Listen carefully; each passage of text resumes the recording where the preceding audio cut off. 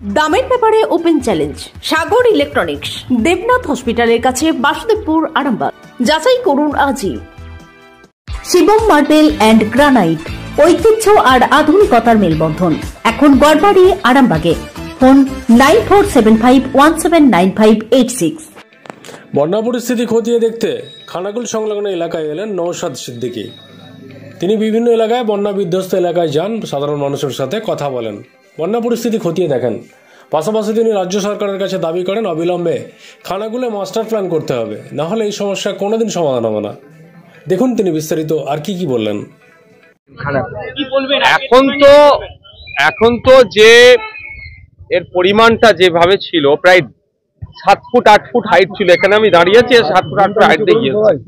এখন পানি নেমে গিয়েছে, কিন্তু এখানকার মানুষের জীবিকা হচ্ছে চাষবাসের সাথে বেশি যুক্ত। মাঠ থেকে কিন্তু এখনো পানি নামেনি, জলমগ্ন মাঠে গিয়ে তো আর চাষবাস করা যায় না। স্বাভাবিকভাবে এখানে দিন আনে দিন খাওয়া মানুষের সংখ্যা বেশি, পানি কমলেও এখানে রুজি রুটির টান হচ্ছে। পরিবার পরিজনকে নিয়ে কিভাবে থাকবে?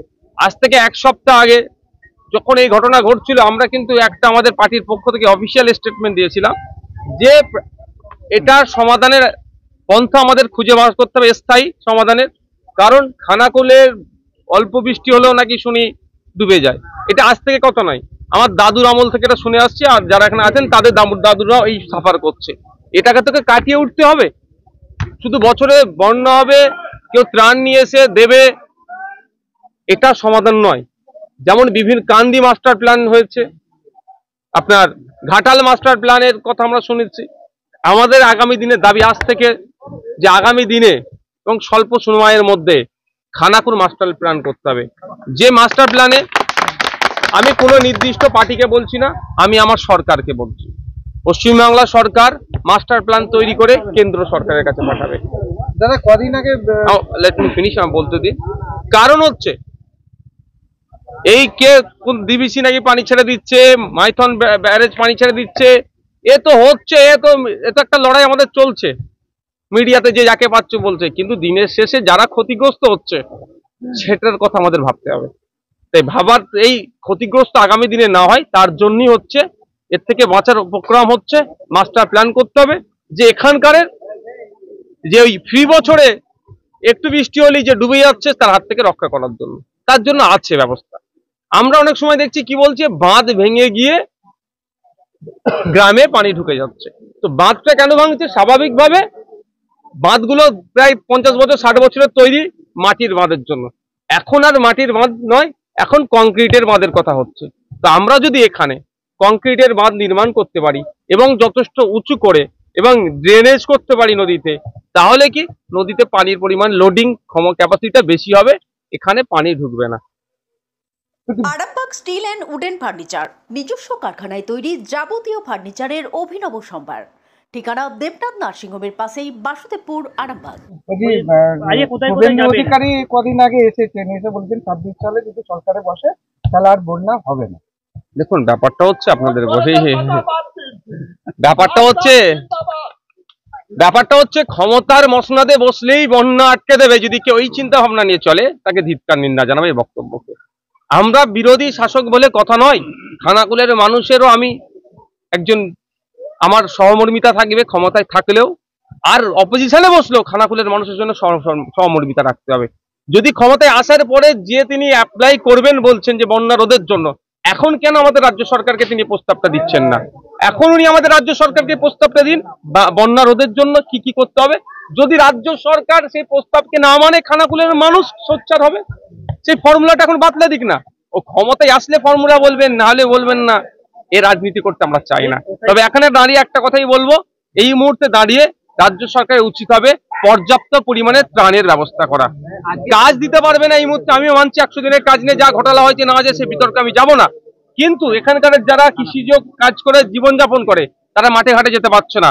এদের জন্য ত্রাণের ব্যবস্থা করতে হবে, যাতে করে পরিবার পরিজনকে নিয়ে অন্তত দুবেলা দুমুঠো খেয়ে আর পানীয় জলের ব্যবস্থা পর্যাপ্ত পরিমাণে করতে হবে। এটা আমি সরকারের কাছে চাইবো। দেখুন বিধানসভায় অধিবেশন তো এখন হচ্ছে না, অধিবেশন হলে অবশ্যই বলতাম। তারপরেও বলছি, আজকে আমাদের দলের কার্যকারী সভাপতি তিনি এখান থেকেই গ্রামের মানুষের হয়ে আমাকে একটা প্রস্তাব দিয়েছেন যে খানাকুল মাস্টার প্ল্যান, অবশ্যই এই বিষয়টা নিয়ে আমি একটু স্টাডি করব। স্টাডি করার পরে আগামী যে সেশন আসবে সেই সেশনে আমি অবশ্যই খানাকুলবাসীর জন্য আওয়াজ তুলব, কারণ খানাকুলবাসীর দীর্ঘদিনের যে সমস্যা সেটা থেকে পরিত্রাণ পাওয়া দরকার। ম্যাগনেট বন্যা বলে যে মুখ্যমন্ত্রী যে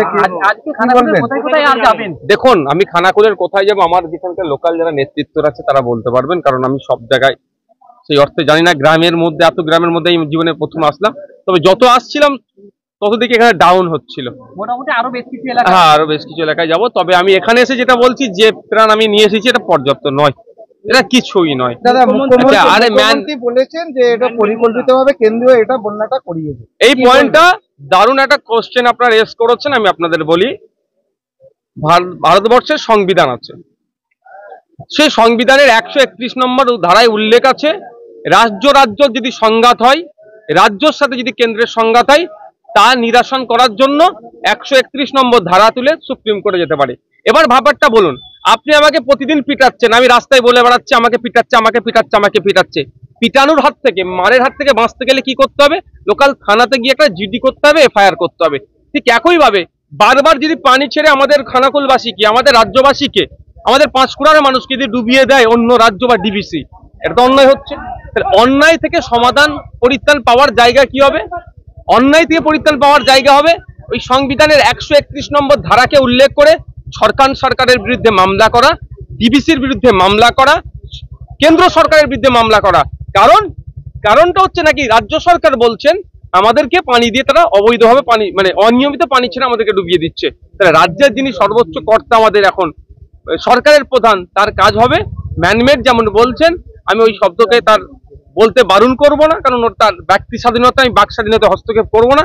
কিন্তু আমি একজন বিধায়ক হিসাবে খানাকুলবাসী, পাঁশকুড়াবাসীর সহমর্মী, মানে আমার কষ্ট লেগেছে, বেদনা লেগেছে, সেই সহমর্মিতার দিক থেকে বলবো রাজ্য সরকারকে আমি অ্যাডভাইস করব যে আপনি অবিলম্বে সুপ্রিম কোর্টে যান এবং 131 নম্বর ধারাকে সংবিধানের সামনে রেখে, তাহলে আমরা জয়ী হব। আর না হলে ম্যানমেড বলে শুধু বন্যার সময় আসবে, ঘুম ভাঙবে, আমারও ঘুম ভাঙবে, শুভেন্দু বাবুরও ঘুম ভাঙবে, মমতা ব্যানার্জিরও ঘুম ভাঙবে, ওতে চলবে না। বন্যা মিটে গেলেও আর বন্যা চলছে, তার মধ্যে 11.5 মাস, 11 মাস, এই 11 মাস আমরা ঘুমাই কেন? এই 11 মাস এটা নিয়ে আমরা চিন্তা ভাবনা করি না কেন? আজকে এখানে যারা আছেন, যারা 60-70 বছর বয়স, যার বাবাদের বয়স, তারা কেউ শ্মশানে গিয়েছে, কেউ কবরস্থানে গিয়েছে, দেশ স্বাধীনের আগে থেকে খানাকুল ডুবছে। এর থেকে পরিত্রাণ পাওয়ার কি রাস্তা বার করা হয়েছে? শুধু ম্যানমেড বলে এড়িয়ে গেলে হবে না। আপনি সরকারের প্রধানে আছেন, আপনার কাজ হবে। আপনাদের ভালোবাসার আরেক নাম চন্দন জুয়েলার্স। চন্দন জুয়েলার্স, আরামবাগ, সদরঘাট, হুগলি।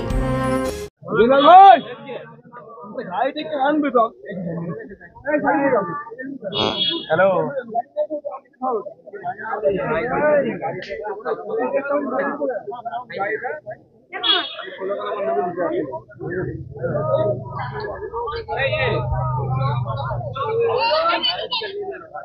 আমি আর যাবো নি, তুমি যার বাইকের সাথে দেখা দেখো না।